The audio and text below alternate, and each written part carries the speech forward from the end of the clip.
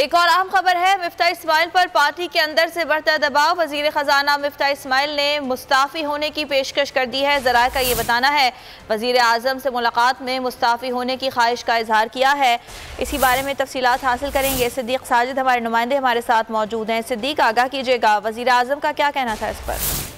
जी, वज़ीर ख़ज़ाना मिफ्ता इस्माइल पार्टी के अंदर से बढ़ती हुई तनकीद और इल्ज़ामात पर बहुत ज़्यादा डिसाइड है और उन्होंने वज़ीर आज़म शहबाज शरीफ से कल एक मुलाकात के दौरान पेशकश की है कि वो मुस्ताफ़ी होना चाहते हैं, उनका इस्तीफ़ा कबूल कर लिया जाए, क्योंकि ये अच्छी बात नहीं है कि अपोजिशन उनके ऊपर तनकीद करी लेकिन पार्टी के अंदर भी उनको जो फैसले लिए गए हैं उसकी हमायत हासिल नहीं है। हालांकि सबको पता है कि IMF के पास हम क्यों गए और तेल की कीमतों में इजाफा क्यों करना पड़ा, लेकिन इसके बावजूद पार्टी के अंदर से मौजूद सीनियर जो रहनुमा है उनको मुसलसल तनकीद का निशाना बना रहे हैं। उन्होंने ये भी कहा शहबाज शरीफ से कि आप पार्टी सदर हैं और आपने ही मुझे वज़ीर ख़ज़ाना बनाया था और ये ओहदा आपकी अमानत है, आप किसी और को दे दे।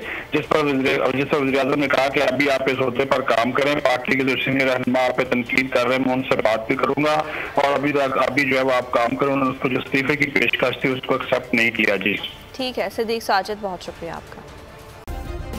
सब्सक्राइब करें और बेल दबाएं ताकि कोई खबर रह न जाए।